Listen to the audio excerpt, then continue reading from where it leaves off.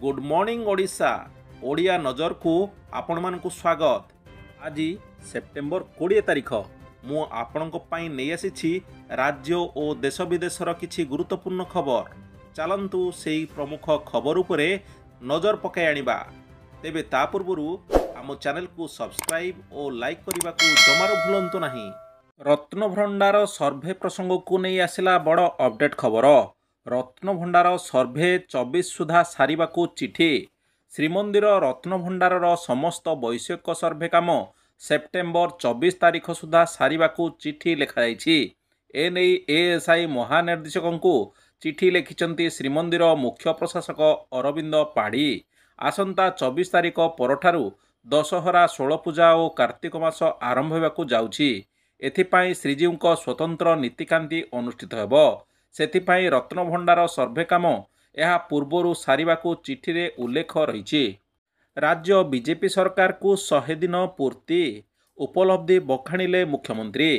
राज्य रे मोहन सरकार को 100 दिन पूर्ण होईछि। लोकंक पाखरे सरकार को उपलब्धि पहुंचाइबाकू पुरी रे बड़ आयोजन होइथिला।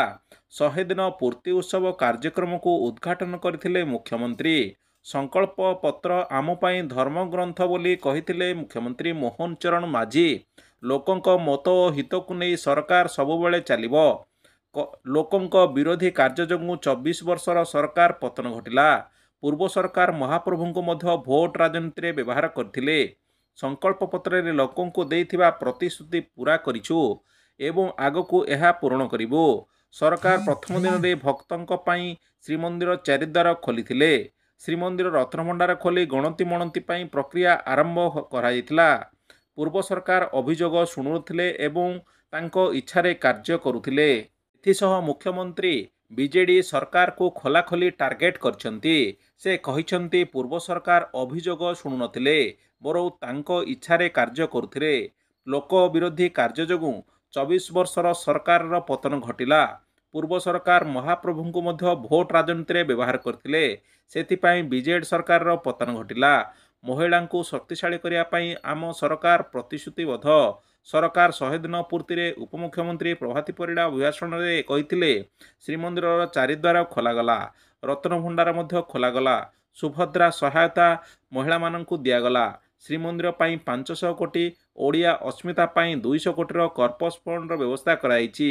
ए सरकार बड़ सफलता। लोकंक सह जोड़ी हेबार प्रतिबद्धता रही। 25 लाख महिला को सुभद्रा योजना रे आर्थिक सहायता मिली। अन्य महिला को खूब शीघ्र मिलिबो।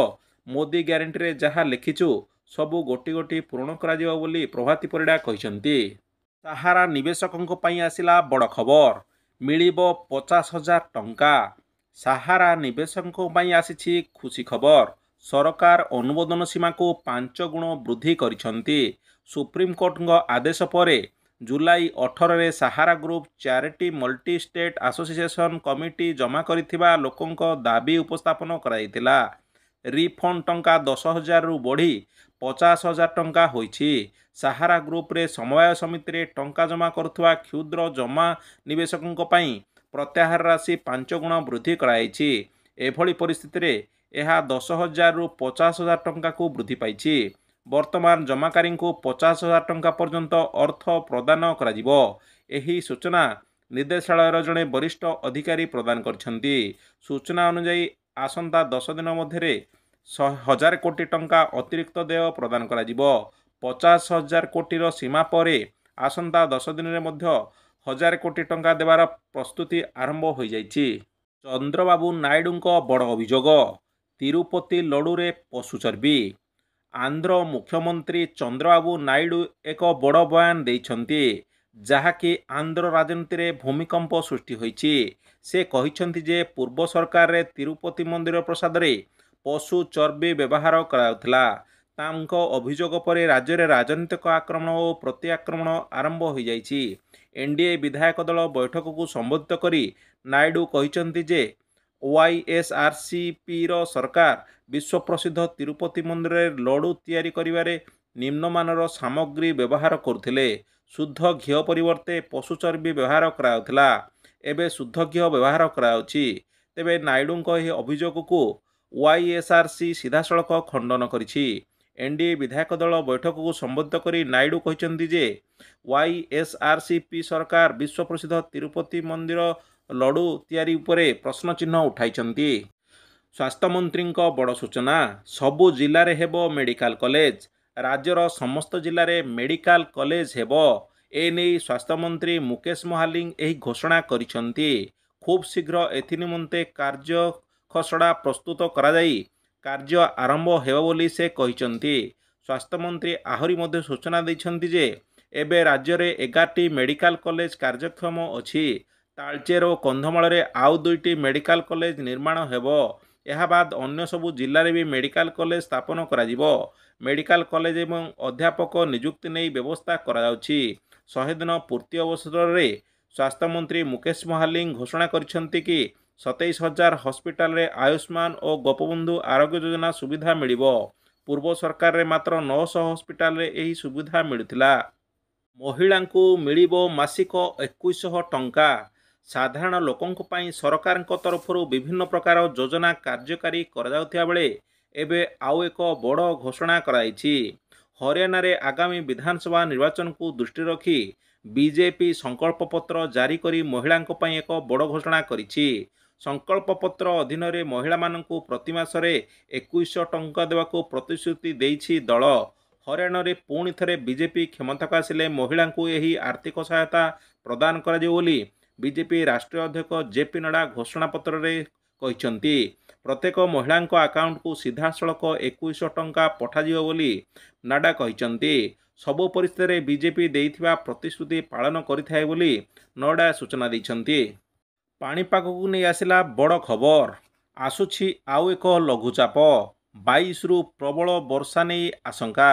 राज्य में 22 तारिख उत्तर ओडिशा रे प्रबल वर्षा हो पारे। उत्तर पश्चिम बंगोपसागर और संलग्न पश्चिमबंग रे 22 तारिख लघुचाप सृष्टि होबार संभावना रही। यार प्रभाव में 24 तारिख जाए प्रबल वर्षा हो बोली पाणीपाग विशेषज्ञ सतर्क कराइछंती। पुणी थरे वर्षा हेले बालेश्वर और मयूरभंज जिले में बन्या भली स्थिति बिगड़ियो बोली जଣାपड़ी। सोआ जलवायु और परिवेश केन्द्र निर्देशक डॉक्टर शरद साहू पूर्वानुमान करी कहिसंती जे एबे कौनसी सिस्टम नाही। सक्रिय थिबा मौसुमी वायु प्रभाव रे विभिन्न स्थान रे वर्षा हेउची। तेबे 22 तारिख रे पुणी थरे लघुचाप सृष्टि हेबो। उत्तर पश्चिम बंगोपसागर और संलग्न पश्चिमबंग रे हेबाकु थिबा एही लघुचाप प्रभाव रे उत्तर ओडिशा एवं पश्चिम ओडिशा रे 2 दिन प्रबल वर्षा संभावना रही। मंकी पॉक्स पई गाइडलाइन जारी। मंकी पॉक्स व्यापीबा परे जारी होईछि गाइडलाइन। सबु जिला और विमानबंदर अथॉरिटी को गाइडलाइन जारी कराइछि। एने सूचना देइछंती जनस्वास्थ्य निर्देशक नीलकंठ मिश्र। भारत में मंकी पॉक्स संख्या बहुत कम रही। जो माने इंटरनेशनल ट्रैवल करुछंती एवं मंकी पॉक्स संस्पर्श रे आसिछंती सेमानंकु आइसोलेट करी नमूना परीक्षा पाई कुहा जाउछि। एने सेमाने सेल्फ डिक्लारेशन फॉर्म देबे। लक्षण प्रकाश पाइले सेमानंकु आइसोलेट रखाजिबो। एम्स भुवनेश्वर रे थिबा लैबोरेटरी को नमूना पठाजिबो। लक्षण थिबा लोकमानंकु ओडिशा आसी नाहंती। आफ्रिका रे मंकी पॉक्स देखा देइछि। तेणु सेठू आसुथिबा यात्रींक पई सावधान रहिबाकु कुहा जाइछि। अमेरिका रो डोभालଙ୍କ नारे समन। भारतर दृढ़ जवाब। खलिस्तानी आतंकवादी गुरबंत सिंह पंतु मामला रे अमेरिका कोर्ट भारत सरकार और एनएसए अजित डोभाल एवं आउ केतेक वरिष्ठ अधिकारी नारे पठाइथिबा समन उपरे भारत प्रतिक्रिया रखिछि। भारतीय वैदेशिक व्यापार मंत्रणालय अमेरिका अदालतर समन को विरोध करी एहाकु चिंताजनक बोली वर्णना करिछि। वैदेशिक व्यापार मंत्रणालय मुखपात्र अरिंदम बागची कहिसेंती एही मामला संपूर्ण अजथा एवं सरकार नीति विरोध। आमे एही घटनार गंभीरतार सह अनुसंधान करुछु। उच्चस्तरीय तदंत मध्य आरंभ हो जाइछि एवं समस्त दिग उपरे तीक्ष्ण नजर रखा जाइछि। वैदेशिक सचिव विक्रम मिस्त्री मध्य एही प्रसंग रे प्रतिक्रिया रखिछंती। एही अभियोग संपूर्ण भित्तिहीन बोली से कहिछंती। एही मामला आम मत को कौनसी प्रकार बदलाई पारिबो नाही। एही मामला दायर करिथिबा व्यक्ति एक बेआईन संगठन प्रतिनिधित्व करुछंती बोली से कहिछंती। मुंड पिछा आय रे पश्चिमबंग को टपिला ओडिशा। मुंड पिछा आय रे ओडिशार उल्लेखनीय अग्रगति घटिछि। पश्चिमबंग को पछरे पकाई देछि ओडिशा। ଏହି ଅଗ୍ରଗତି ପାଇଁ ପ୍ରଧାନମନ୍ତ୍ରୀଙ୍କ ଅର୍ଥନୈତିକ ଉପଦେଷ୍ଟା ପରିଷଦ ବା EACPM ପକ୍ଷରୁ ପ୍ରସ୍ତୁତ ପେପରରେ ଓଡ଼ିଶାକୁ ପ୍ରଶଂସା କରାଯାଇଛି। EACPM ସଦସ୍ୟ ସଞ୍ଜୀବ ସାନ୍ୟାଲ ଏବଂ ଯୁଗ୍ମ ନିର୍ଦ୍ଦେଶକ ଆକାଂକ୍ଷା ଆରୋରାଙ୍କ ଦ୍ୱାରା ପ୍ରସ୍ତୁତ ଏହି ପେପର ଅନୁସାରେ 2023-24ରେ ଓଡ଼ିଶାର ମୁଣ୍ଡପିଛା ଆୟ ଜାତୀୟ ହାରାହାରିର 88.5% ଛୁଇଁଛି, ଯାହାକି 1990-91ରେ ମାତ୍ର 54% ଥିଲା। 1960ରେ ଏହା 70.9 ଥିବାବେଳେ ଏଥିରେ କ୍ରମାଗତ ହ୍ରାସ ଦେଖିବାକୁ ମିଳିଥିଲା। କିନ୍ତୁ ରାଜ୍ୟର ସମାବେଶୀ ନୀତି ଏବଂ ଦୂରଦର୍ଶୀ ଅର୍ଥନୈତିକ ପରିଚାଳନା ଯୋଗୁଁ ଏ କ୍ଷେତ୍ରରେ ଉଲ୍ଲେଖନୀୟ ସଫଳତା ପାଇଛି ଓଡ଼ିଶା। ବର୍ତ୍ତମାନ ଭାରତର ମୁଣ୍ଡପିଛା ଆୟ 1.84 ଲକ୍ଷ ଥିବାବେଳେ ଓଡ଼ିଶାର ରହିଛି 1.61 ଲକ୍ଷ ଟଙ୍କା। ଗତ 2 ଦଶନ୍ଧିରେ ଦ୍ରୁତ ଅଭିବୃଦ୍ଧି ହାସଲ କରିଛି ରାଜ୍ୟ। ସ୍ୱାସ୍ଥ୍ୟ କର୍ମଚାରୀଙ୍କ ପାଇଁ ଆସିଲା ଗାଇଡଲାଇନ୍, ପରିଚୟପତ୍ର ସହ ସ୍ୱତନ୍ତ୍ର ଡ୍ରେସ୍ କୋଡ୍ ଲାଗୁ। ରାଜ୍ୟରେ ସ୍ୱାସ୍ଥ୍ୟସେବା କ୍ଷେତ୍ରରେ ଲୋକଙ୍କ ସୁରକ୍ଷା ନେଇ ଜାରି ହେଲା ଗାଇଡଲାଇନ୍। ଡାକ୍ତର, ଛାତ୍ରଛାତ୍ରୀ ଓ ସ୍ୱାସ୍ଥ୍ୟସେବା ସହ ସମ୍ପୃକ୍ତ ବ୍ୟକ୍ତିଙ୍କ ପାଇଁ ଗାଇଡଲାଇନ୍ ଜାରି ହୋଇଛି। ସ୍ୱାସ୍ଥ୍ୟ ବିଭାଗ ପକ୍ଷରୁ ଜାରି ହୋଇଥିବା ନିର୍ଦ୍ଦେଶାବଳୀରେ ସ୍ପଷ୍ଟ କରାଯାଇଛି ଯେ ଏଣିକି ସବୁ ମେଡିକାଲ ଶିକ୍ଷାନୁଷ୍ଠାନ ଚାରିପାଖରେ ପାଚେରୀ ରହିବ। ସବୁ କର୍ମଚାରୀଙ୍କ ପାଇଁ ପରିଚୟପତ୍ର ଓ ସ୍ୱତନ୍ତ୍ର ଡ୍ରେସ୍ କୋଡ୍ ରଖାଯିବ। ପୁରୁଷ ଓ ମହିଳା ଡାକ୍ତରଙ୍କ ପାଇଁ ଡ୍ୟୁଟି ଓ ରେଷ୍ଟ ରୁମ୍ ରହିବ। ସବୁ ସରକାରୀ ମେଡିକାଲ କଲେଜରେ ଫାଣ୍ଡି ବାଧ୍ୟତାମୂଳକ କରାଯିବ। ଇନଡୋର ରୋଗୀଙ୍କ ପାଇଁ ଭିଜିଟର ପାସ୍ ବ୍ୟବସ୍ଥା କରିବାକୁ ବି ନିର୍ଦ୍ଦେଶ ଦିଆଯାଇଛି। ସେହିପରି OPDରେ 24 ଘଣ୍ଟିଆ ସୁରକ୍ଷାକର୍ମୀ ମୁତୟନ ରହିବେ।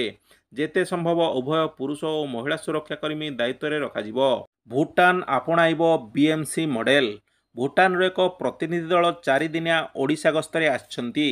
ଏହି ଟିମ୍ରେ ବରିଷ୍ଠ ଅଧିକାରୀ ଓ ବୈଷୟିକ ବିଶେଷଜ୍ଞମାନେ ଅଛନ୍ତି।